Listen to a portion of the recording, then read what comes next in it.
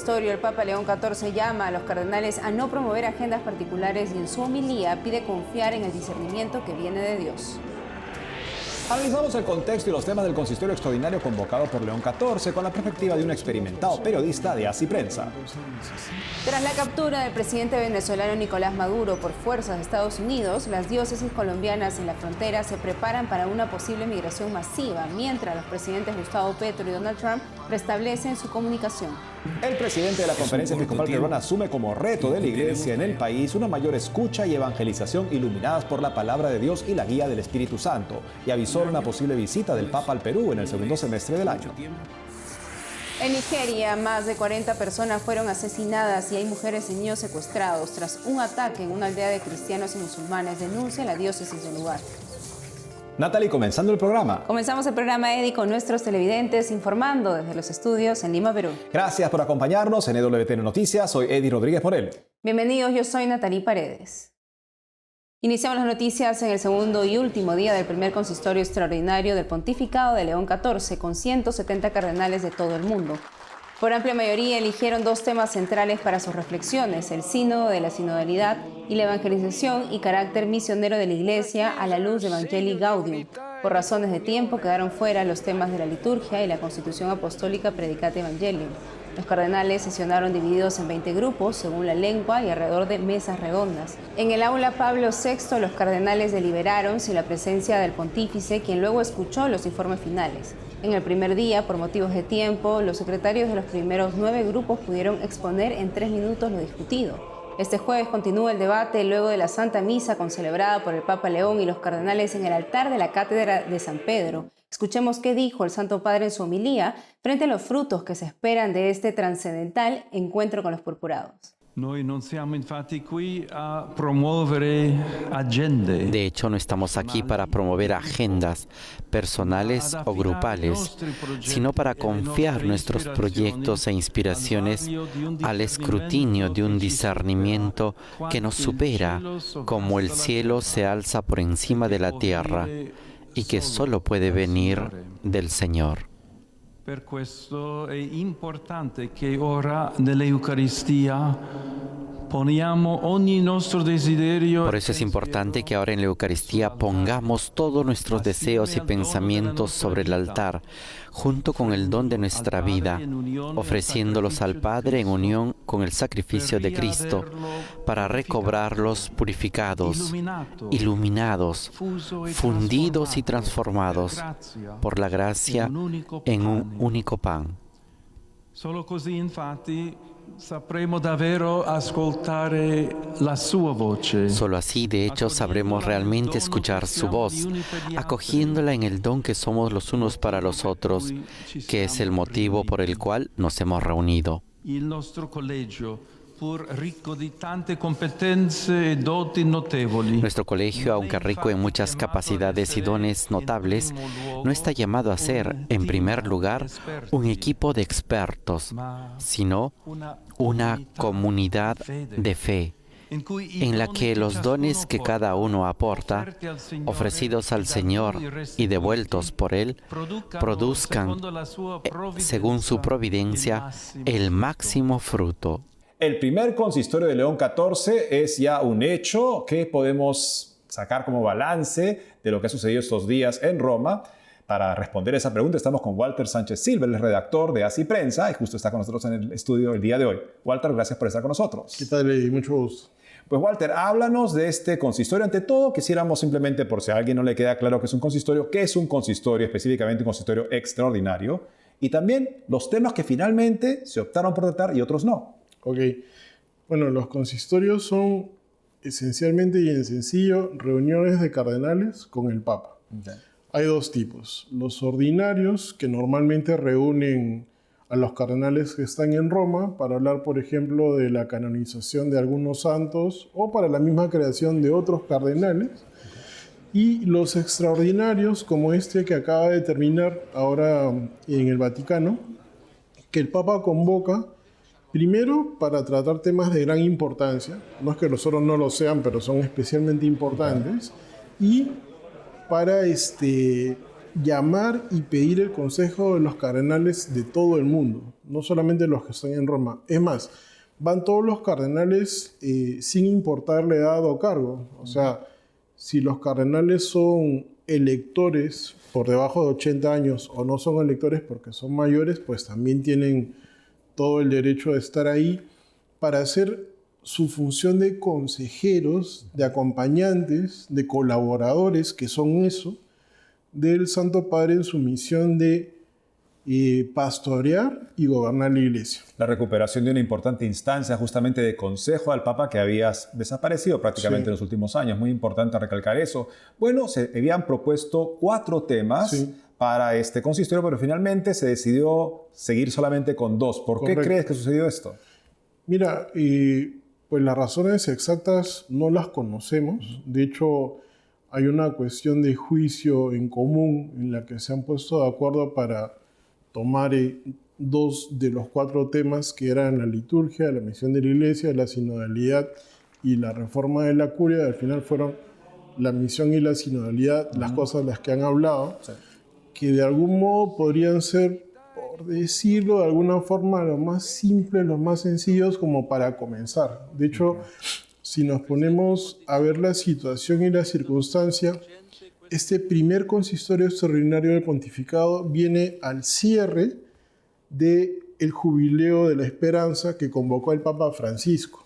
Era el tiempo heredado, si se quiere, de Francisco para León, y viene al día siguiente del cierre de este año jubilar, al día siguiente de la primera audiencia general del Papa León XIV del año, que comienza un ciclo sobre el Concilio Vaticano II, este gran acontecimiento del siglo XX que marca un antes y después en la Iglesia, que todavía es actual, que es súper necesario.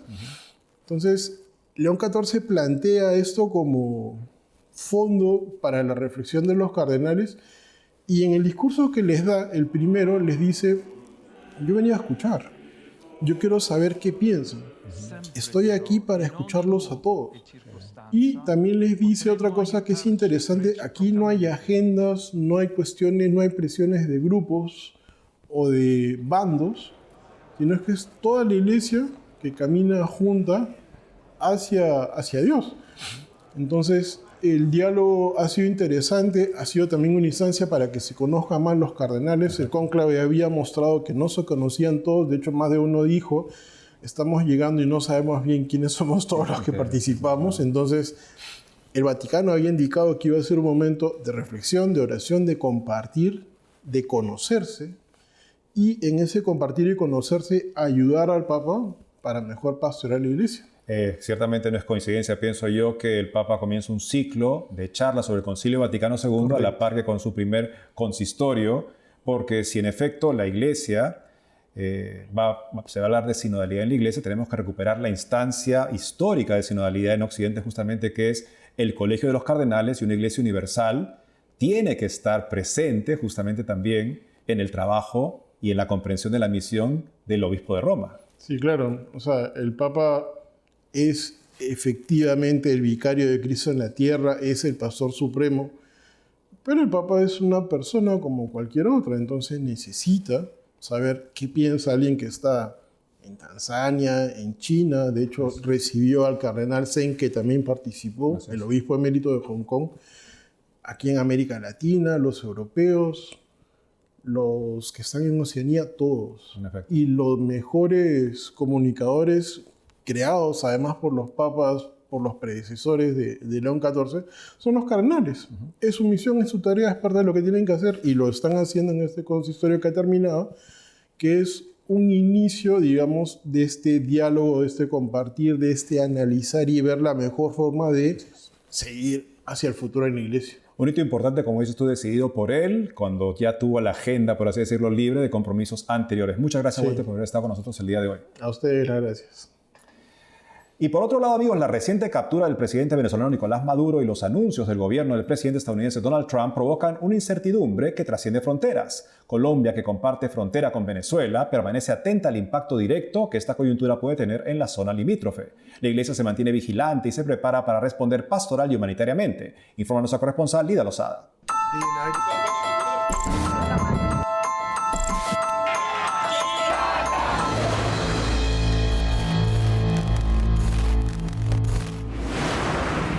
La intervención de Estados Unidos en Venezuela ha abierto interrogantes sobre seguridad regional y movimientos migratorios. Colombia comparte más de 2.000 kilómetros de frontera.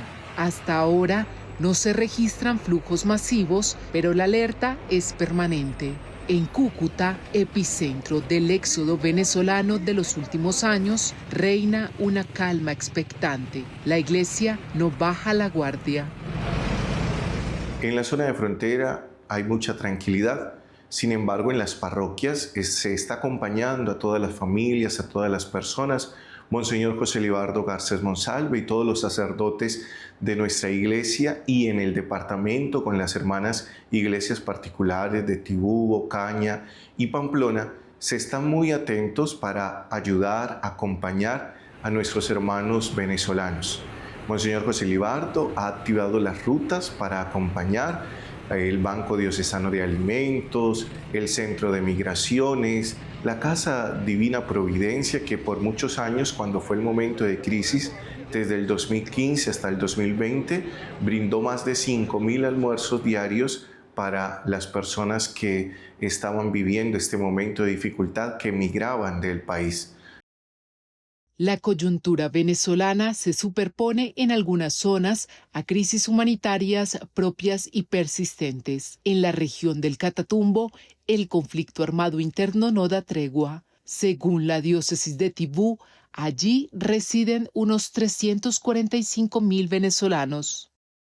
Durante los hechos de los últimos días, pues hemos visto que la gente ha actuado pues con bastante algarabía, de regocijo por los hechos que acontecieron. Siento que el fenómeno ha sido más bien de querer regresar hacia Venezuela, pero por ahora siento también que la gran expectativa es qué va a acontecer, cómo va a funcionar y cuáles son realmente los cambios que se vienen para el hermano país de Venezuela, la hermana República de Venezuela. Esperamos que las cosas sean para bien. Pero la realidad local es otra. Durante la última semana de 2025 se reportaron nuevos combates entre los guerrilleros del ELN y las disidencias de las FARC, lo que genera múltiples desplazamientos y confinamientos que afectan a la población colombiana y venezolana. Se ha llamado por todos los medios y caminos a estos grupos a parar la guerra. Si bien en los últimos días hemos dejado otra vez de ser noticia permanente en los medios, el conflicto sigue, los bombardeos se siguen dando en las mediaciones de los caseríos de Filogringo y Versalles, y bueno, la población civil sigue clamando por un cese al fuego, que es lo mismo que ha pedido siempre la Iglesia. Este escenario también ha tensionado las relaciones entre Washington y Bogotá, pues el presidente Donald Trump declaró contra su homólogo colombiano Gustavo Petro. Sin embargo, analistas consultados por agencias internacionales coinciden en que, a diferencia del caso de Maduro, no existe actualmente un proceso judicial ni una orden de captura internacional en firme contra el presidente Petro que sustente una acción similar por parte de Estados Unidos. Las declaraciones se interpretan por ahora en el ámbito de la disputa diplomática. En el extremo norte, la frontera de La Guajira con el estado venezolano de Zulia sigue siendo extensa y permeable. Por el corredor de Paraguachón cruzó la migración que formó la pista en Maicao, el asentamiento irregular de migrantes más grande de América Latina. No se registra en ese momento una afluencia masiva de personas, pero sí el retorno gradual de aquellos que viajaron hacia Venezuela en el tiempo de la Navidad y del fin de año. ¿Cuál es el mensaje de la Iglesia Diocesana de Riohacha? Está en consonancia total con la Iglesia colombiana y con el pensamiento del Santo Padre León XIV, quien hace poco afirmaba que era importante la superación de la violencia, el respeto de los derechos humanos y la soberanía de nuestro hermano país de Venezuela, y al mismo tiempo la construcción de un camino de paz.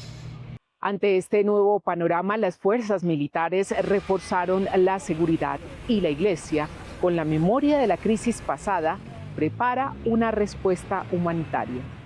Por eso la Iglesia hace un llamado, primero, a que podamos unir en un corazón, en un espíritu ferviente, la fuerza de la oración, pero también a que las organizaciones civiles, las fuerzas vivas de la sociedad, el gobierno local y nacional puedan unir estrategias y fuerzas para poder superar esta situación latente. a los grupos armados, el mensaje es a mantener la calma. Y a nuestros hermanos migrantes recordarles que la diócesis de Riohacha, a través del Servicio de Desarrollo Humano Integral, específicamente en el municipio de Maicao, cuenta con un centro de acogida que en este momento estamos haciendo toda la implementación para poder brindar un servicio adecuado. Este miércoles 7 de enero, Gustavo Petro y Donald Trump dialogaron por teléfono. Según el presidente colombiano, Venezuela y narcotráfico fueron los temas centrales de la llamada. Acordaron restablecer los canales de comunicación entre las cancillerías y los presidentes, así como una reunión en la Casa Blanca que se llevaría a cabo en los próximos días. En Colombia, Lida Lozada, EWTN Noticias.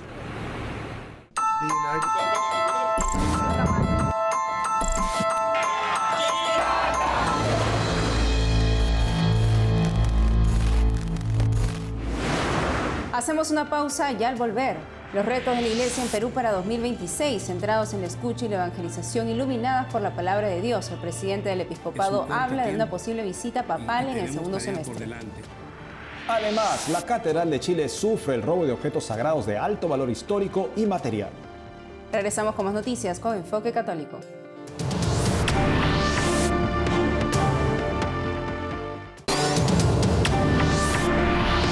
Sabemos que el Perú está en el corazón del Papa León XIV y también en su agenda, pero no sabemos cuándo. Para saber más al respecto estamos con Monseñor Carlos García Gadamer, que es el presidente de la Conferencia de Obispos del Perú y nos habla desde Lima. También vamos a hablar, por supuesto, de la muy próxima ya visita ad limina que van a tener los obispos peruanos en Roma. Monseñor, bienvenido al programa.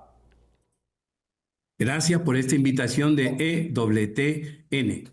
Así es, Monseñor. Pues muchísimas gracias. Quería preguntarle sobre todo en este momento, ¿cómo han sido estos meses al frente de la Conferencia de Obispos del Perú? Usted fue elegido el año pasado, justamente. Muy ilustrativos, muy, sobre todo, informativos y también muy, sobre todo, de servicio y de entrega a la misión. La tarea fundamental es tener una mirada global del Perú, donde la tarea más fuerte no la realiza la asamblea, la conferencia, sino cada obispo en su jurisdicción, y la enriquece cada día cuando nos reunimos sinodalmente en asamblea para mirar juntos y sumar en orden a la evangelización, sumar tareas para ver cómo podemos mejorar, en qué tenemos que seguir trabajando. Y tercero, cómo ir adaptando todas estas realidades a los retos actuales, que es la sinodalidad. Escuchar, escuchar y escuchar. Discernir para escuchar y discernir para saber cómo actuar desde la fe y sobre todo iluminado por la palabra de Dios y actuando y evangelizando en base a eso, guiados por el Espíritu Santo, poder realizar la misión que Dios quiere. Y pues, Monseñor, pensando en la misión de la Iglesia, pensamos por supuesto en la misión de León XIV y la relación que tiene con el Perú, donde hay mucha expectativa para una próxima visita de él. ¿Podría ser tal vez en este año? No sabemos. Ojalá. Ojalá, porque pienso que en el corazón del Papa estamos, pero los momentos históricos que vivimos, no sé si van a poder darse en este primer semestre. Quizás en el segundo semestre, cuando ya celebraremos los 300 años de la canonización de Santo Toribio y de San Francisco Solano. Dos santos que caminaron en medio de nuestro pueblo, uno más que otro, pero todos igual juntos son misioneros y caminantes, y se santificaron en nuestra tierra peruana. Eso esperamos, Monseñor. Claro, sería una ocasión muy propicia y por supuesto está en nuestras oraciones. Y claro, la visita que sí sabemos que está muy bien programada hace tiempo es la visita de los obispos peruanos a la Santa Sede muy próximamente. ¿Qué podría decirnos de los preparativos para esa visita? Sí, nosotros visitaremos Roma del 26 al 31. Ese es el tiempo que nos han dado. Tendremos un encuentro con el Papa el día 30. Y el día 31 vamos a poner en los Jardines Vaticanos la imagen de Santa Rosa de Lima y también la imagen de las vírgenes peruanas en un mosaico, es decir, las diversas advocaciones que tenemos de la Virgen María en el Perú. Entonces lo vamos a colocar como una muestra y un sello de que la evangelización llegó a América, llegó al Perú y nos ha dejado una gran huella. La huella de María, nuestra madre, y la huella de una santa como Santa Rosa de Lima. ¿Es la primera vez que va a haber una imagen de un santo peruano en los jardines vaticanos, monseñor? Sí, sí, y sobre todo de una santa como Santa Rosa de Lima. Normalmente son advocaciones marianas. Y sabemos que usted ha preparado también un tipo de memoria de la conferencia episcopal ya al darse sus 126 años de operación justamente como institución constituida en el Perú. Sí, como presidente de la conferencia, una de las tareas que pude recopilar es qué es lo que estoy heredando en la misión. Y son 126 años en que la conferencia fue constituida, hace 26 años, 126. Después de la independencia, los obispos comienzan a reunirse mucho más y en concreto, a fines del siglo pasado, comienzan ya a crear la Conferencia Episcopal Peruana con motivos concretos, se hacen más fuertes Medellín, ¿no? La Asamblea de Brasil, el Concilio Vaticano II, tantos acontecimientos que comienza a crearse esta expectativa. Hay que trabajar juntos, unidos, fortalezcamos la iglesia con un programa de vida. Y por eso se me ocurrió que tendríamos que hacer una recopilación de los 126 años. Y lo hemos hecho a través de una revista, los obispos que constituyeron cada tiempo, los compromisos que asumieron en cada asamblea. Y bueno, y hay todavía muchos retos por delante de lo que no se ha podido cumplir, porque así es.